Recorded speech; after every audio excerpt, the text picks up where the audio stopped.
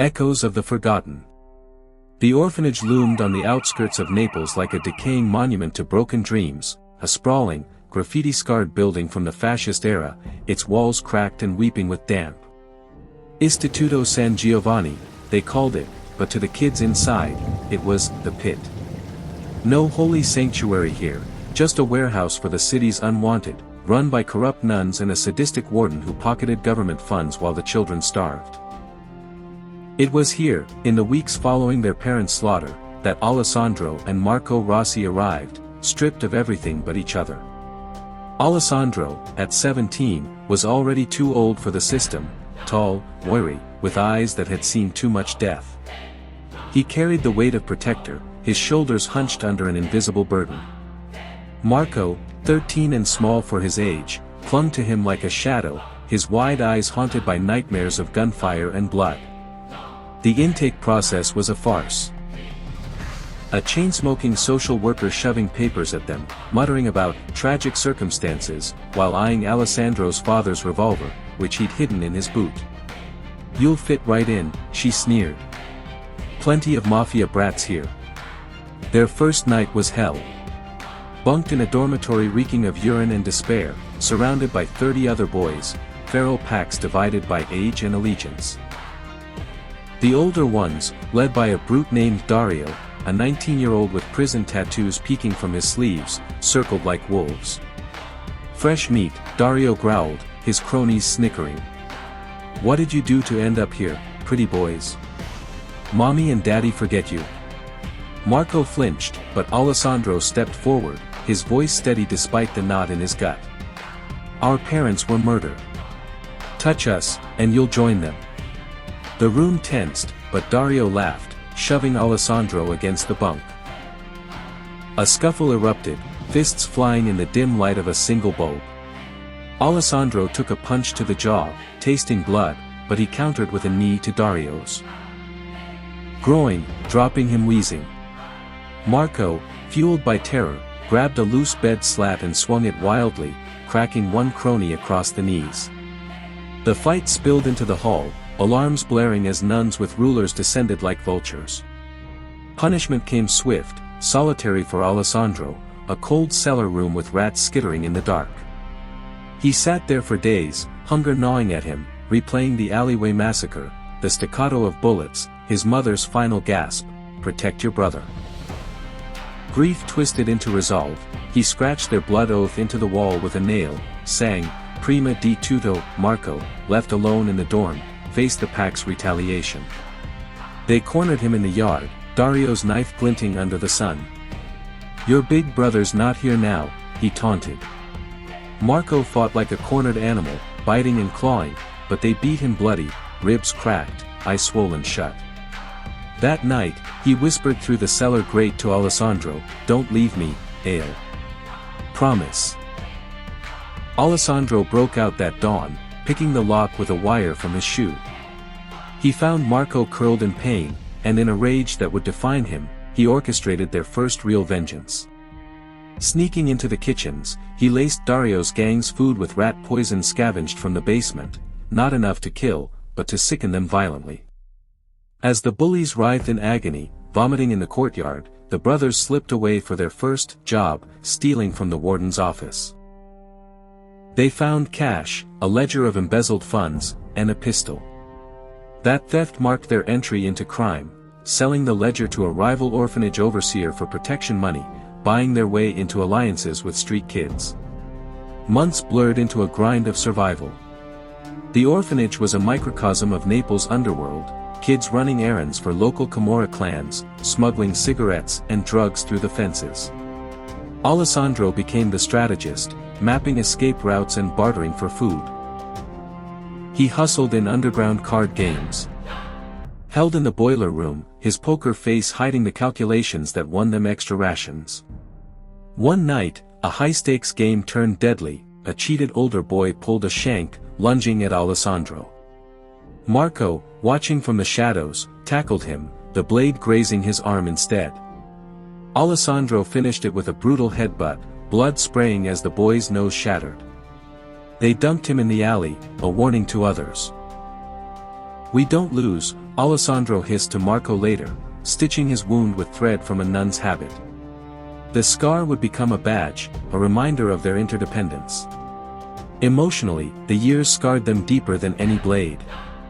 Alessandro buried his grief in control, waking from nightmares where he failed to save their parents, vowing never to be weak again. Marco, more volatile, channeled his pain into fury, lashing out in fights that left him bruised but alive.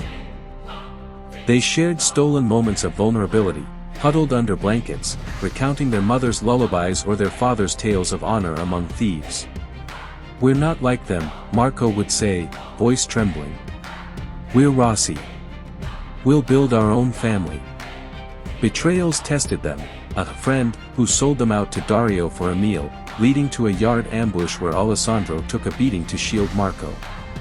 In retaliation, they burned the traitor's bunk, the flames a symbol of their rising fire.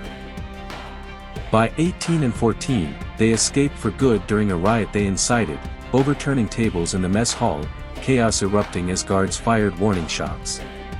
Slipping through a sewer grate, they emerged into Naples streets, free but hunted. Those orphanage years birthed their empire, Alessandro's icy tactics from the card games, Marco's ruthless enforcement from the brawls. The blood oath evolved, no longer just survival, but conquest. Hints of future entanglements surfaced. Whispers of the Voss Russians as distant threats, and Alessandro's first taste of desire with a fleeting orphanage girl, foreshadowing the destructive pull of love. Moscow, 1987. Moscow, 1987. The Iron Curtain still held, but cracks spiderwebbed through the Soviet machine, whispers of glasnost stirring unrest, agents eyeing personal gains amid the empire's slow bleed. Viktor Voss, 22, and rising fast in the KGB's Directorate S, illegals operations, strode through the snow-dusted halls of the Lubyanka headquarters. His breath fogged the air, but inside, fire burned. Colonel Yuri Petrov awaited in his office, a dimly lit den of maps, cigarette smoke, and classified files stacked like accusations. Petrov, 50-ish with a bulldog face scarred from Afghan shrapnel, had plucked Viktor from the streets 3 years prior. "You have the eyes of a killer, boy," he'd said during recruitment, slapping Viktor's back after a brutal training session where Viktor had dislocated a fellow trainee's arm without flinching. Petrov became the father Viktor never had. Teaching him the art of infiltration, the thrill of the double cross, the cold calculus of loyalty to the state. Missions together, smuggling defectors across borders, assassinating dissidents with untraceable poisons. Viktor idolized him, calling him Otets in private moments over vodka shots. "The party is our family," Petrov would toast. "Betray it, and you bleed." But tonight, Petrov's summons felt off. Viktor entered, saluting crisply. The colonel poured 2 glasses of stolichnaya, his hands steady but eyes evasive. "Sit, Viktor. We have a new op, high risk, high reward." He slid a dossier across the desk, details on a Chechen arms cache in Grozny, ripe for seizure. "You'll lead.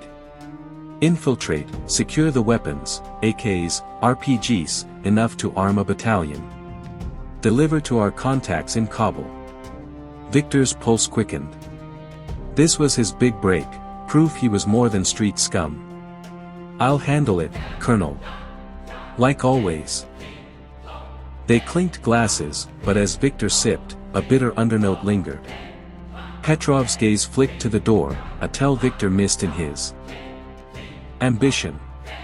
The mission launched under a moonless sky. Viktor and a 5-man team parachuted into the Caucasus Mountains, boots crunching on frozen earth. They trekked through blizzard winds, evading patrols with Petrov's intel guiding them like a beacon. The cache was hidden in a derelict mine, crates stacked in echoing tunnels, guarded by rebel sentries. Viktor struck like a phantom, silenced pistol pops dropping 2 guards, throats slit on the others with wet gurgles. His team hauled the weapons to a rendezvous point, a remote airstrip where a Mi-8 helicopter waited. As the chopper's rotors thrummed to life, victory tasted sweet. Viktor radioed Petrov, package secured. En route. Static crackled, then Petrov's voice, "Good work, son." But plans change. The betrayal hit like an avalanche. Floodlights blazed from the tree line, illuminating a squad of black-clad figures, not KGB, but private mercenaries, rifles trained. The chopper pilot, one of Viktor's men, drew a sidearm and shot the co-pilot point-blank, brain matter splattering the windshield. Petrov sends his regards, the traitor snarled. Ambush. Viktor's world tilted. Bullets hammered the helicopter, shredding metal. His team scattered, but 2 fell immediately, chests exploding in red mist. Viktor dove into the snow, returning fire with his Makarov, tagging one merc in the knee, the man howling as bone shattered. Why? He roared into the radio, but Petrov's line went dead. Chaos reigned. Viktor rolled behind a crate, adrenaline surging like fire in his veins. A grenade arced through the air, he kicked it back, the blast erupting in a fireball that consumed 3 attackers, limbs flying amid screams. His remaining men fought valiantly, one unloading an AK into the fray, dropping 2 before a sniper round punched through his skull. Viktor flanked, knife in hand, tackling a merc from behind. Blade plunging into the kidney, twisting until hot blood soaked his gloves. But numbers overwhelmed. Pinned down. Viktor pieced it together. Petrov had sold the cash to a Western buyer, using Viktor as bait. The op was a setup, Petrov pocketing millions, erasing loose ends. Rage boiled, hotter than the flames licking the chopper wreckage. Viktor charged the pilot traitor, dodging bullets that grazed his thigh, pain a distant roar.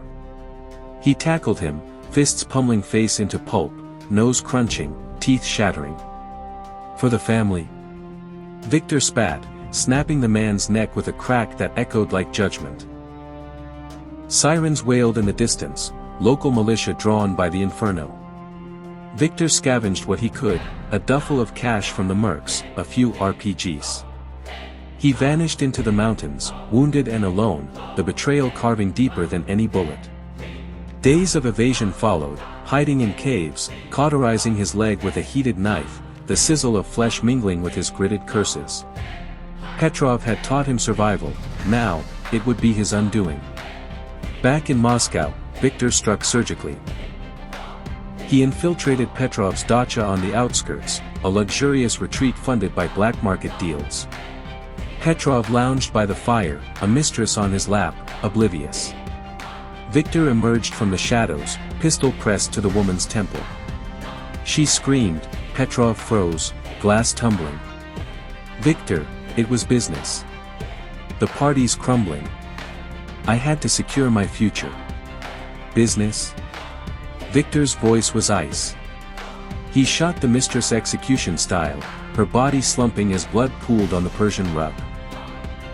Petrov lunged for a hidden gun, but Viktor was faster, kicking it away, then methodically breaking fingers with pliers from Petrov's own toolkit. Snap after snap, screams filling the room. You were my otets. My family. Between howls, Petrov confessed, the Western contact, the payoff in Swiss accounts, the plan to frame Viktor as a defector. Viktor dragged him to the basement, chaining him like an animal. For hours, he extracted details, bank codes, contacts, using techniques Petrov had taught. Waterboarding with vodka, electric. Shocks from a car battery that made flesh smoke.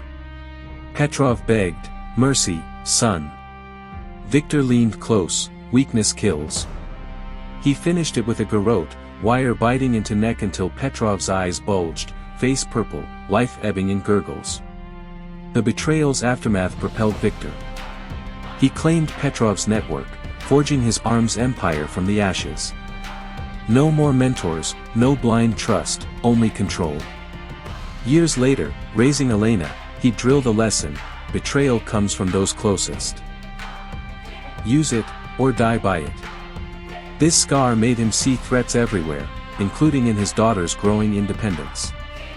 When the Rossis enter his sights, Petrov's ghost whispers, another family to dismantle.